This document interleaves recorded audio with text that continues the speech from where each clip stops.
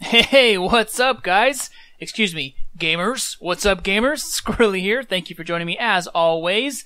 And I missed you guys. I know it hasn't been that long, but I'm like that puppy that you leave at home, whether it's for 10 seconds or 10 days. I'm still missing you like crazy. It's the same thing. I don't know how much time has passed, but anyways, I have a little treat for you guys. If you can hang around to the end of this video, and no cheating and cutting ahead. If you guys hang out, wait to the very end of the video. I have a new end screen.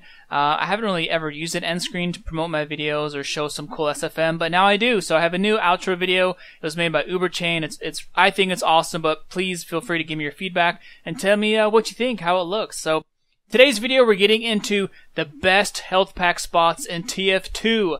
Now, we all have our own favorite maps. If you guys have watched me for a while, you see the kind of maps I like to play. Payload, a little bit of A&D, once in a while 5 CP, attack and defend, all that good stuff. Koth as well.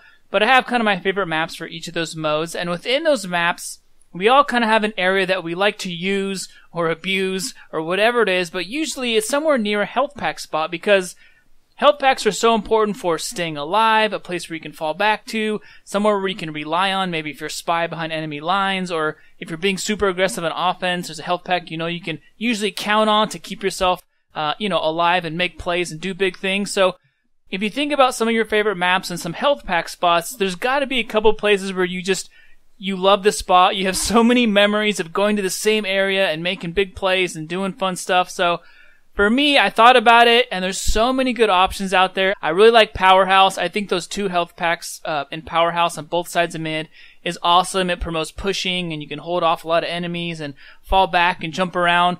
That was one of my contenders. Also, I play a lot of Snowy Coast. I think the big health pack spot near the back corner on the last point, that was a spot that I like to use a lot on offense and defense. It's a great place to hold. What else is there?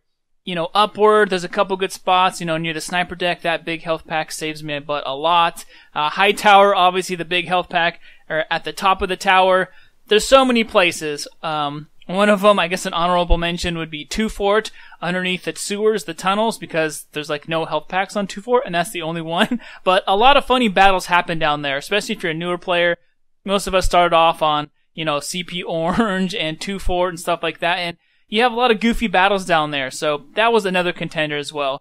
But my number one pick, I had to think about a map that I like the most, that I play the most, that I probably have the most memories on, and of course it had to be Dust Bowl.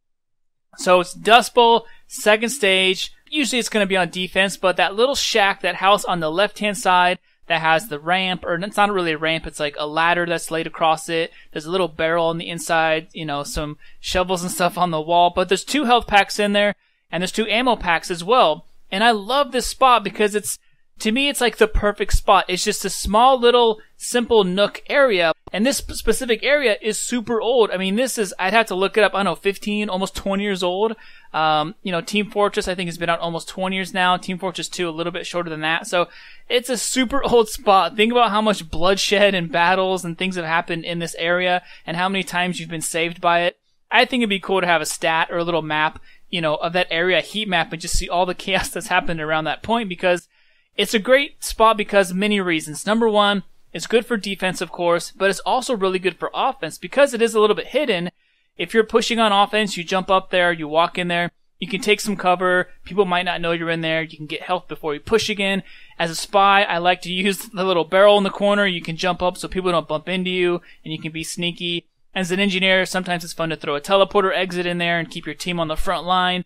Obviously, as any other really power class, it's a great spot to fall back to. And it's a spot where, on offense or defense, it's super effective. It's a great place for so many reasons. And to me, it's just this cute little spot where there's so many things you can do. It keeps you alive, especially for an engineer. There's also ammo packs, which is great. So, I don't know about you guys, but there's so many good places that I had to think and go through my head. Badwater and all these other fun maps and Harvest. And it was really hard to think about my favorite spot, but honestly, I think that little area, and it's kind of more of a unique area. It's not like most spots, which is just a big health pack sitting in the middle of the open. It's a little bit more secluded and protected, and I think that health pack spot is great. There's a lot of maps that need more health pack spots. There's some maps that might feel like they have too many, but I think that area is pretty great because you can always count on it. There's 2 of them. You have 2 options. usually, I mean, that spot alone, you can hold off so many enemies and get great clips and kill streaks. And yeah, I'm sure you guys have a lot of memories too of hanging up on top of the house and dropping down when you need backup, or engineers building, dispensers or teleporters on the top of the ladder to block spies, and pyro spy checking and blocking it off with dispensers. There's so many things you can do with this little area, and it's just a great high ground spot too, not to mention the health packs. I mean, being on that little house is incredibly powerful because you can just shoot down on everybody. So it's a really fun spot to hold. It's also really fun to take over. I think I personally like offense more than defense because it's just really fun to push and be aggressive. But yeah, this is my favorite spot in TF2 when it comes to health pack spots. So it's obviously, like I said, subjective. Everyone's going to have their own favorite spot. But in my opinion, that area in Dust Bowl Stage 2, the little house with the 2 health pack spots, that is the best health pack spot in all of TF2.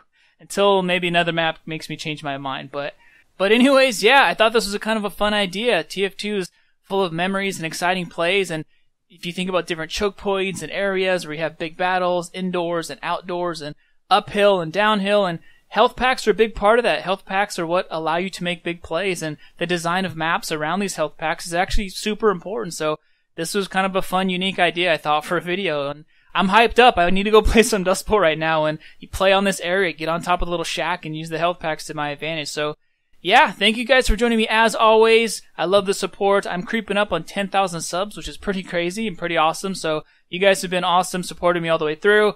Hopefully, I'll see you guys in game. Have a great one, you guys, and until next time, peace.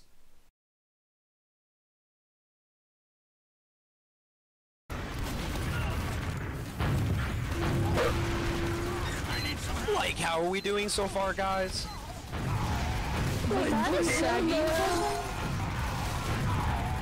Like, 2 people just spoke at the same time. It was kind of hard to hear who it was.